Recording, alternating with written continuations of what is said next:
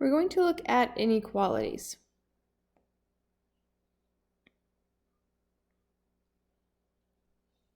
We use an inequality to model a situation that can be described by a range of numbers instead of using a single number.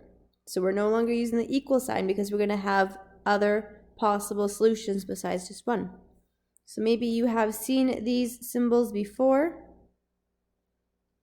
where we have not equal, less than or equal to, greater than, or greater than or equal to.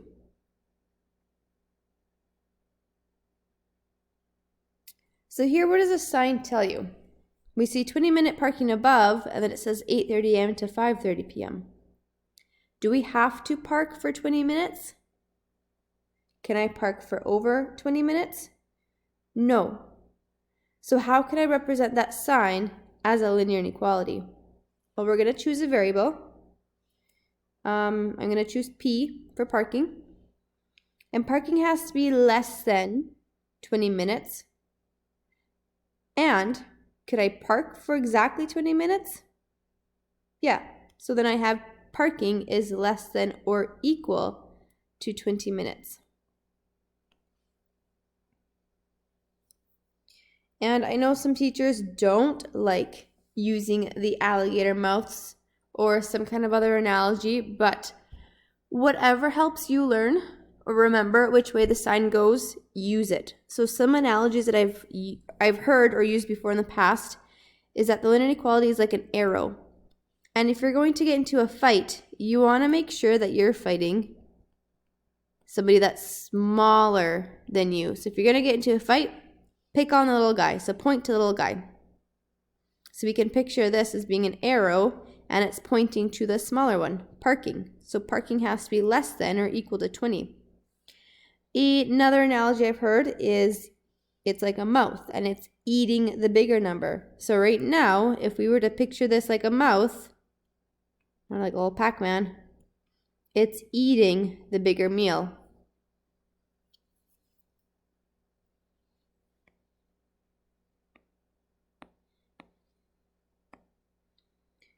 Okay, so we already did answer this question, but looking at all these different options, what do they all mean? So the first one, we have that parking, and the symbol, the way it's facing, is saying parking is greater than 20 minutes.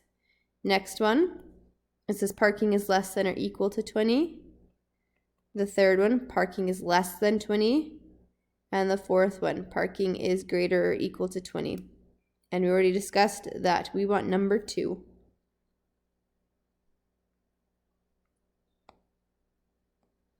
Does this situation represent a maximum or a minimum? This is representing a maximum amount of time for me to park.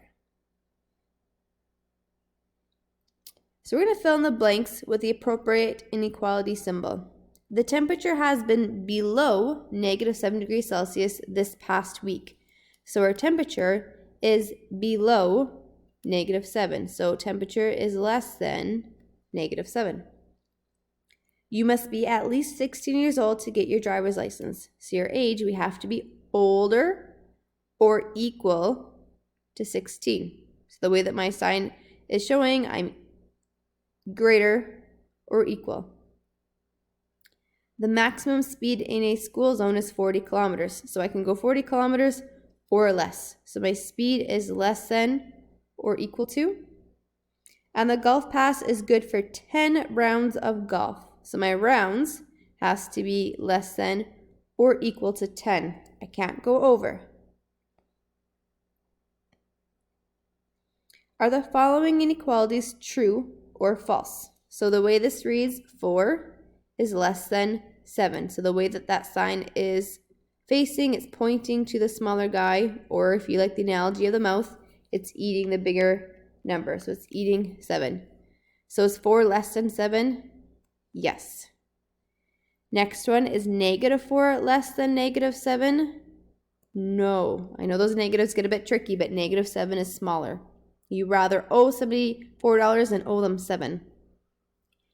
C, is 4 less than -7?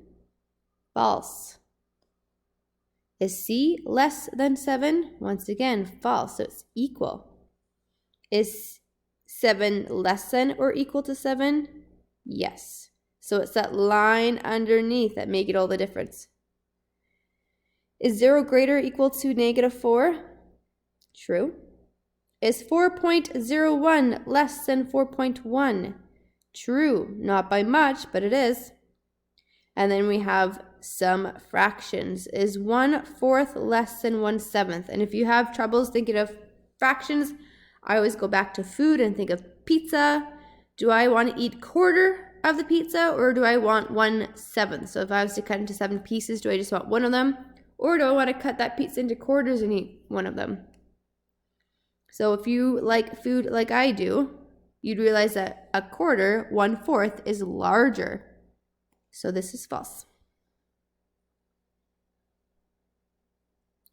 Determine which are solutions to h is less than -3. So I'm looking for all the examples that are smaller than -3. So we have -8, -7, -4, -17, and -45.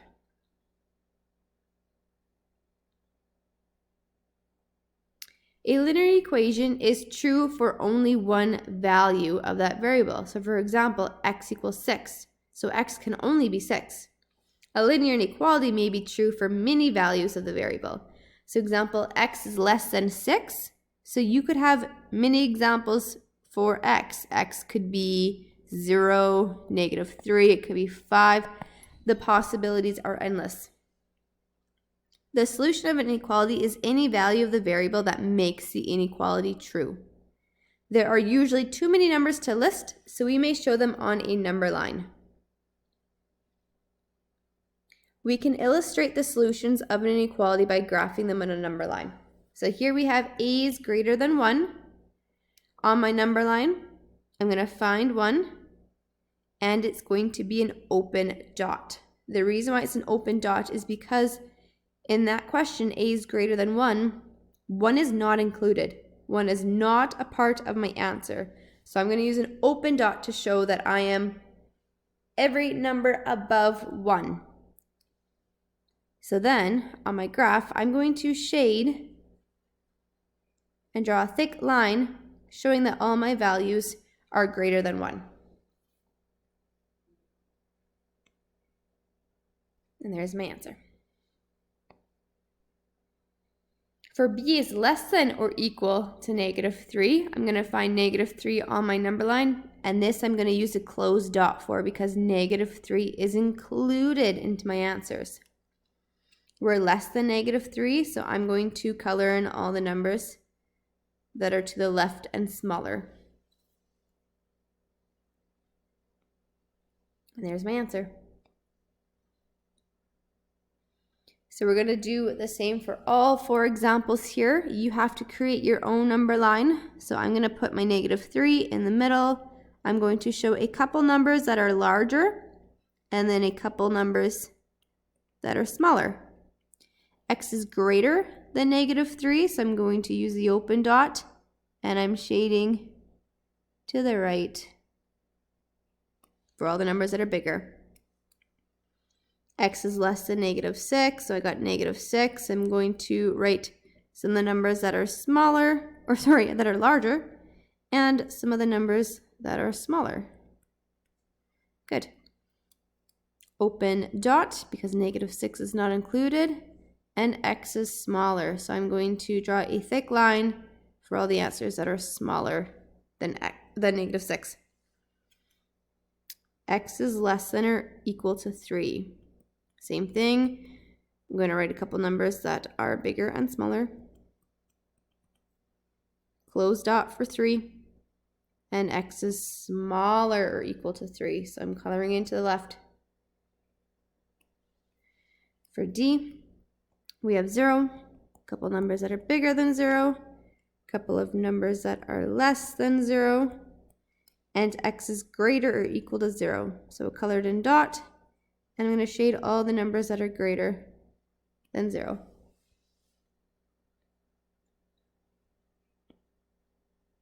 Once you're finished that, you can go on to your practice number 1.